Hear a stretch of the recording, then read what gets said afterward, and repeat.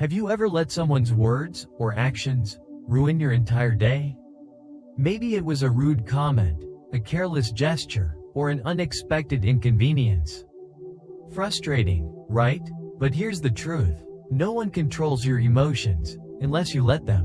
What if you could stay calm, unshaken, no matter what life or anyone throws at you? Imagine walking through your day with a sense of peace so grounded. Even the most irritating moments couldn't rattle you. That's not wishful thinking. That's emotional mastery. In this episode, we'll explore 10 powerful lessons inspired by Stoicism. Practical tools to stop reacting impulsively, release anger, and take back control of your emotions. These lessons aren't about pretending not to care. They're about building real mental strength, so you can move through life with clarity, calm, and confidence. Whether you're dealing with criticism, setting boundaries, or letting go of grudges, you'll learn how to protect your peace and own your emotional power. By the end of this video, you won't just understand how to stay calm in chaos. You'll live it. So if you're ready to unlock emotional freedom and build a life where no one else can hijack your mood, let's begin. 1. Your reactions are your choice. Picture this. You're having a peaceful day. Maybe you're sipping coffee, walking through the park. Then, someone says something rude, or thoughtless, or just plain unnecessary. You're calm? Gone. Replaced with anger, frustration, or resentment. You think, why did they have to ruin my day? But they didn't. You did. Here's the truth most people avoid. Your emotions are your responsibility, not theirs, not anyone's. No one can control how you feel unless you hand them that power. Think of it like this. You're wearing noise-canceling headphones in the middle of a loud, chaotic city. The noise doesn't disappear, but it doesn't reach you. That's emotional control. Mastering your reactions works the same way. You don't have to let other people's noise invade your peace. As the quote goes, between stimulus and response, there is a space. In that space lies our power to choose our response. And in that response lies our growth and our freedom. When someone cuts you off in traffic or criticizes your work unfairly, it's easy to get triggered, easy to lash out. But what if, instead of reacting, you paused? In that pause, you find power. The power to choose calm over chaos, control over reactivity. Here's a real-life example. Let's say a coworker dismisses your idea in a meeting. You could snap back. You could stew in anger all day. Or, you could pause, breathe, reflect, ask yourself, is this about me? Or is this their stress, their bias, their ego? That reframing breaks the emotional grip. You neutralize the situation, and you stay in control. Because here's the shift. Anger, frustration, and hurt are normal, but they don't have to dictate what you do next. Try this simple practice. Pause and name the emotion. I'm angry. I feel disrespected. Naming breaks the autopilot reaction. Ask yourself why. Is it what happened, or how I interpreted it? Choose your response. Act based on your values, not the heat of the moment. Imagine the power of walking through life, unbothered. The rude stranger, the passive-aggressive coworker, the minor delay, they lose control over you. Every moment, you have a choice. Let others dictate your emotions, or protect your peace. Because their behavior doesn't define you, your reaction does. 2. Stop expecting people to be like you. You're always there for others. You check in, you show up, you give more than you take. But when you need something, support, help, even basic decency, they're nowhere to be found. Disappointment sets in, and you think, I'd never treat them like this. Here's the brutal truth. People don't operate by your standards. They act based on their own. Expecting others to think, behave, or care the way you do is like trying to control the weather. It doesn't work, and the harder you try, the more frustrated you become. Thought balloon. Think about it like this. Everyone's walking their own path, shaped by their past, their pain, their priorities. So when someone lets you down or acts carelessly, it's not a reflection of your worth. It's a reflection of them. Trying to change or control that? It only leaves you powerless. Acceptance doesn't mean approval. It means you stop wasting energy on what you can't change and focus on how you respond. Real-world example. Imagine a coworker constantly interrupts you during meetings. Instead of seething or planning a dramatic gotcha moment, you step back and think, that's their habit, not my problem. And just like that, you've protected your energy. Expectations are the root of all suffering. The more you expect people to act like you, the more disappointed you'll be. So let go, detach from what you wish they'd do, and deal with what they actually are. Practice this. Acknowledge your expectations. When someone upsets you, ask, what did I expect them to do? Challenge it. Is it realistic to expect them to behave exactly like you? Shift your focus. You can't control people's actions, but you can control your emotional boundaries. The freedom in letting go. The rude stranger, the flaky friend, the passive-aggressive coworker, they don't owe you your peace, and you don't owe them your emotional energy. Letting go of unrealistic expectations equals reclaiming control. People are who they are, not who you wish they'd be. And that's okay, because your peace, it's too valuable to lose over something you'll never control. So the next time someone disappoints you, pause and remind yourself, they're acting from their nature, not mine. And that's the difference between reaction and wisdom. 3. Let go of the need to always be right. Think back to your last argument.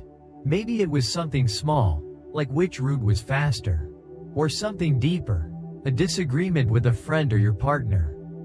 As the tension rose, did you feel it? That burning urge to prove your point, to show you're right, to win. We've all been there. But here's the truth.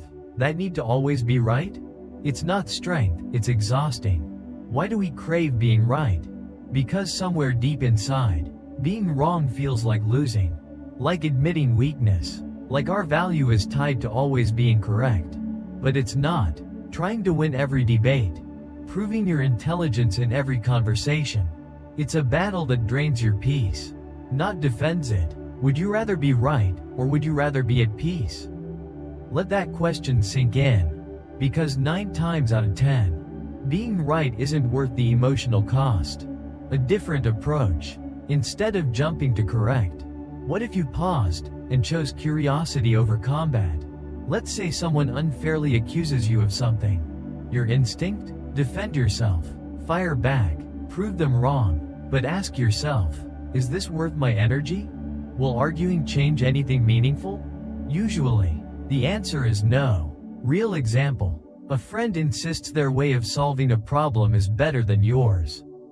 Rather than argue, you say, I hear you. That makes sense from your perspective. That response doesn't mean you're weak. It means you're wise enough to avoid unnecessary battles. Lao Tzu said, he who is attached to his views will never grow.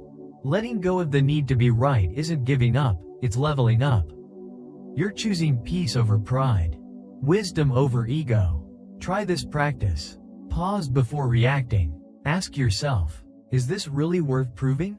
Seek to understand. Instead of defending, ask questions. Understand their view, even if you don't agree. Pick your battles. Save your energy for what truly matters. Values, integrity, and growth. The payoff. The less you argue, the less you react, the more grounded you become. Your peace is no longer tied to winning. You begin to move through life lighter, freer, stronger. And here's the kicker. You don't have to be right to be respected. You just have to be calm, collected, centered. So next time you feel the urge to argue, ask yourself, does being right make me happy, or just momentarily satisfied? Because real strength isn't in dominating the conversation. It's in knowing when to walk away, with your peace intact. 4. Stop letting others define your worth.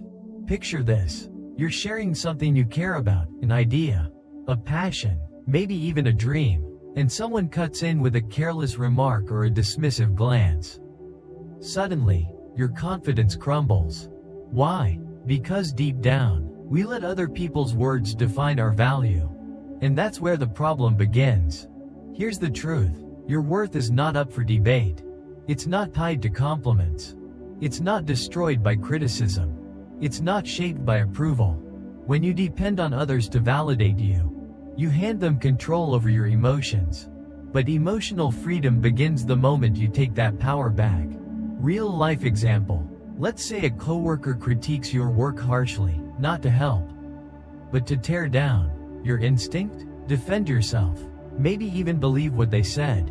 But pause. Ask yourself, does this opinion reflect my truth, or just their mood? Because their comment? It's not a mirror, it's a projection. Marcus Aurelius said it best.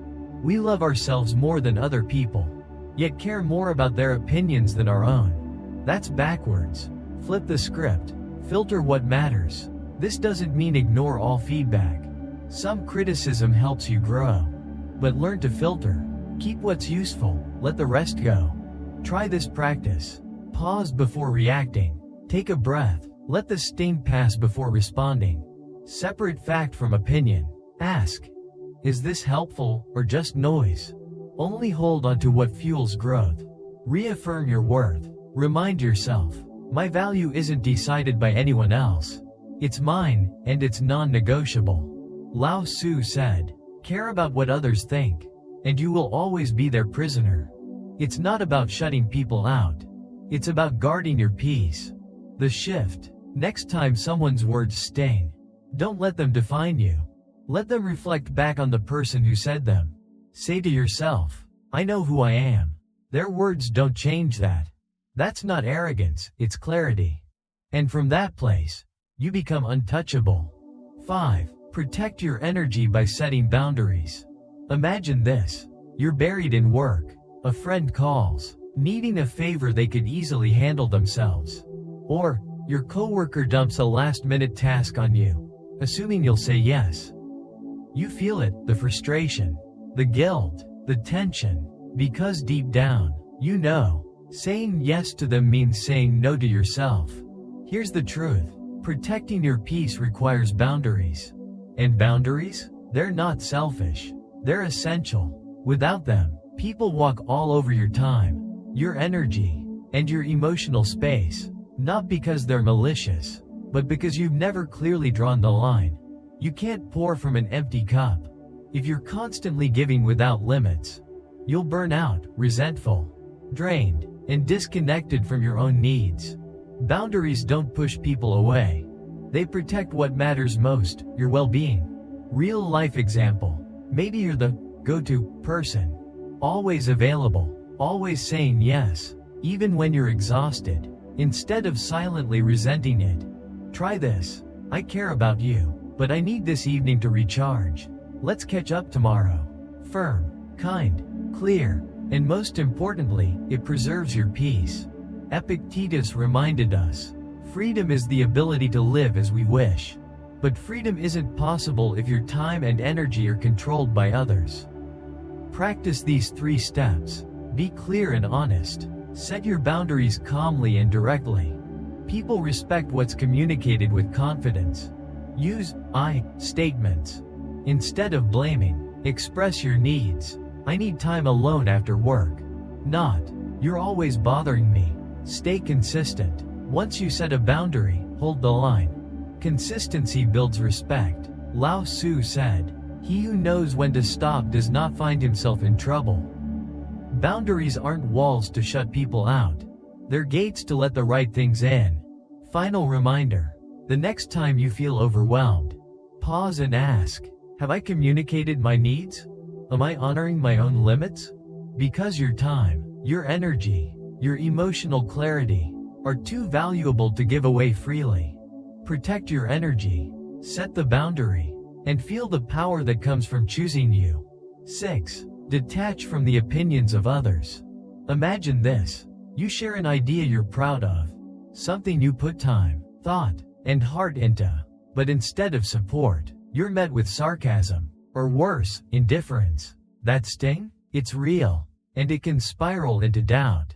But here's the question. Why does their opinion carry so much weight? Truth check. The need for approval is deeply ingrained. But depending on it, That's emotional slavery. It's like chasing shadows. The closer you think you are, the faster it disappears. Real freedom begins the moment you stop letting others define your worth. Everyone sees through their own lens, shaped by fear, ego, and insecurity. So what they say about you usually reveals more about them than it does about you. When you internalize their words, you give them power. You let their voice drown out your own. Why? Here's your reminder. Your worth isn't up for negotiation. Not when they praise you. Not when they judge you. Not ever. Real example. You wear something new, something you love. A coworker smirks and says, "Interesting outfit." Now you have a choice. Let that comment ruin your confidence. Or silently affirm, "Their opinion changes nothing about who I am." That's emotional strength. That's inner freedom. Epictetus said, "If you want to improve, be content to be thought foolish and stupid." Growth means stepping out. And when you step out, people will misunderstand you. Let them. That's their journey, not yours. 3 ways to detach. Question the importance. Ask, why does this opinion matter to me? Do they have authority in my life? Reaffirm your values. What matters more, your path, or their approval? Ground yourself in what you know is true. Let go. Imagine their opinion as a leaf floating down a stream. You see it, acknowledge it, but you don't cling to it. Lao Tzu warned, care about others' approval, and you will always be their prisoner.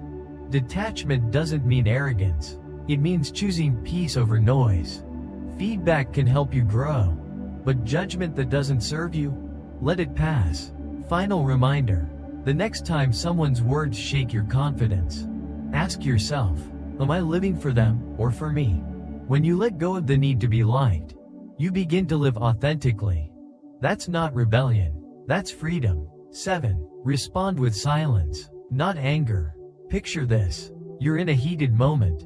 Someone insults you, mocks you, or says something just to get under your skin. Your heart races. Your jaw tightens. Your instinct? Clap back. Defend yourself. Shut them down. But what if you didn't? What if, instead, you simply stayed silent? Here's the truth. Silence isn't weakness. It's power. It says, I won't let your chaos become mine. You're not ignoring the disrespect. You're refusing to feed it. The less you respond to negativity, the more peaceful your life becomes. That's not passive. That's strategic. Real life example. You're in a meeting. Someone tries to undermine you publicly. On purpose. You could argue, escalate, get loud, or you pause. You hold your ground. Say nothing. Let their behavior reveal more about them than any words ever could. And in that silence, everyone sees who really has control. Marcus Aurelius said, the best answer to anger is silence. Why? Because anger seeks fuel, and silence starves it. How to practice this? Pause before reacting. Take a breath. Create space between stimulus and response. Listen without defending. Not every jab deserves a counterpunch. Sometimes, the best move is no move. Speak only when necessary. And when you do, be calm, measured, and deliberate. A Buddhist teaching says, speak only if it improves upon the silence. Silence is your shield. Silence doesn't mean you're okay with what was said. It means you're choosing your peace over their drama. It gives you time to reflect, to respond from wisdom, not impulse. And often, that calm speaks louder than anything you could have said in anger. Final reminder. The next time someone tries to provoke you, ask yourself, will responding add value, or just escalate things? Because silence isn't the absence of response. It's the presence of strength. It's saying, your words don't control me. My peace does. That's how you win, without ever raising your voice. 8. Practice gratitude to dissolve anger. We've all had days like this. Plans fall apart. Someone says something rude. Small things pile up, until it feels like everything's going wrong. Frustration builds, and you think, why is everything so hard today? Now pause, right there.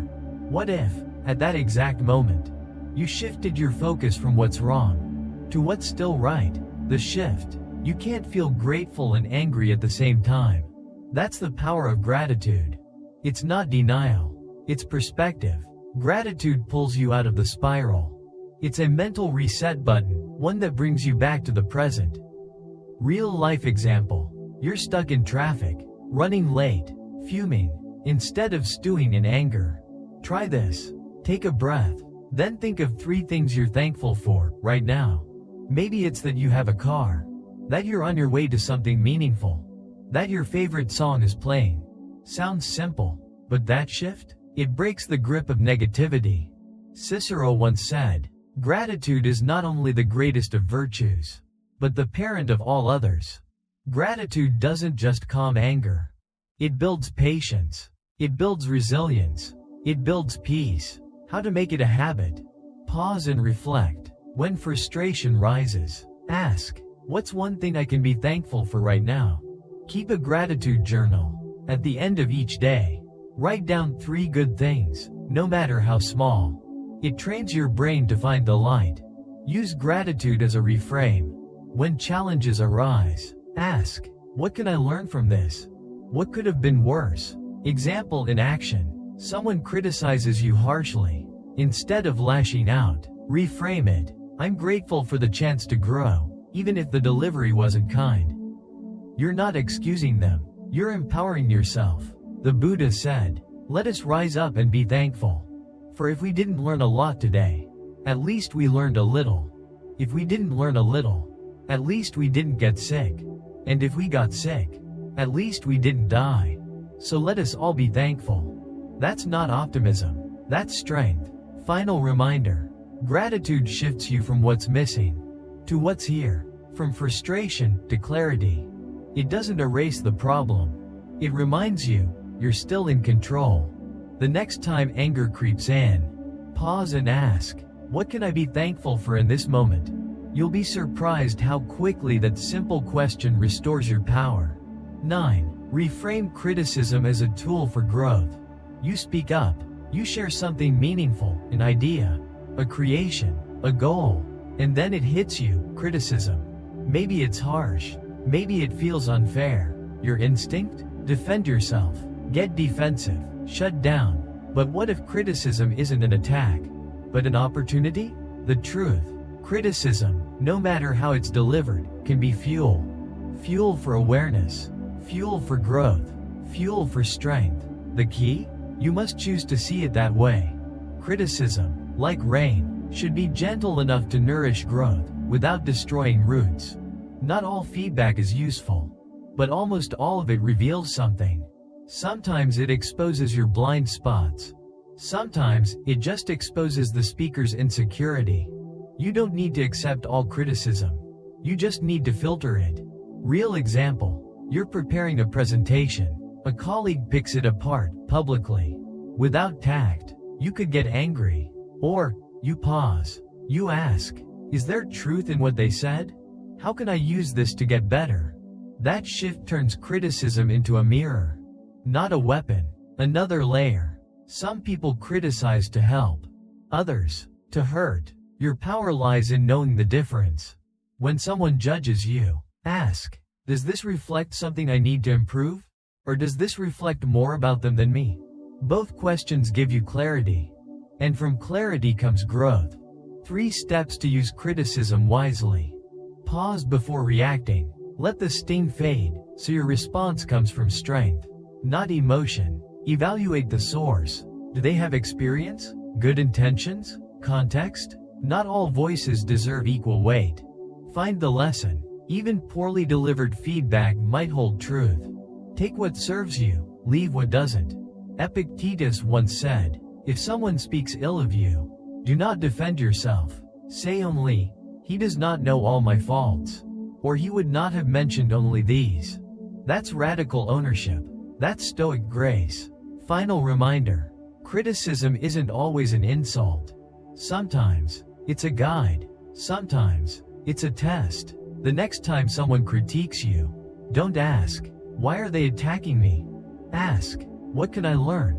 Because growth lives on the edge of discomfort. And those who lean into it, become unshakable. 10. Master the art of letting go. Picture this. You're holding a hot coal, ready to throw it at the person who hurt you. But while you wait for the perfect moment to strike, that coal keeps burning, and you're the one getting hurt. That's what anger does. That's what grudges do. They don't punish the other person. They punish you. Here's the truth. Letting go isn't weakness. It's strength. It doesn't mean you're okay with what happened. It means you refuse to let it define you. It means you choose your peace over your pain. The Buddha said, holding on to anger is like drinking poison and expecting the other person to die. When you hold on to betrayal, resentment, or regret, you trap yourself in a cycle. The replay, the overthinking, the energy lost to a moment that no longer exists. Real life example. Someone at work takes credit for your idea. You stew, you vent, you think about it for days. But what changes? Nothing, except your mood, your energy, your focus. Now imagine this. You let it go, not because it didn't matter, but because it's not worth what it's costing you. Lao Tzu said, when I let go of what I am, I become what I might be. Letting go isn't just about pain. It's about identity, about releasing perfectionism, fear, control. It's about accepting life messy, unpredictable, human, and finding freedom inside of it. 3 ways to practice letting go. Acknowledge what you feel. Suppressing anger only makes it stronger. Name it, feel it, then move through it. Reframe the moment. Ask, what can I learn? How did this make me stronger? Focus on the present. Letting go is a gift to yourself. A decision to stop feeding energy into what no longer serves you. Marcus Aurelius said, do not be disturbed by what is outside your control. Let it go, and you will find peace. You're not letting others win by walking away. You're winning by protecting what matters most, your peace, your focus, your future. Final reminder. The next time you feel yourself clinging to anger, ask, is this worth my peace? What could my life look like if I let this go? Because true strength isn't in holding tight. It's in knowing when to release. And when you do, you'll feel it. Lighter, calmer, stronger. Closing message. Emotional mastery is a daily practice. You've just walked through 10 powerful lessons. Tools for becoming calm, resilient, and unbothered. This isn't just theory. It's practice. A choice you make, every day.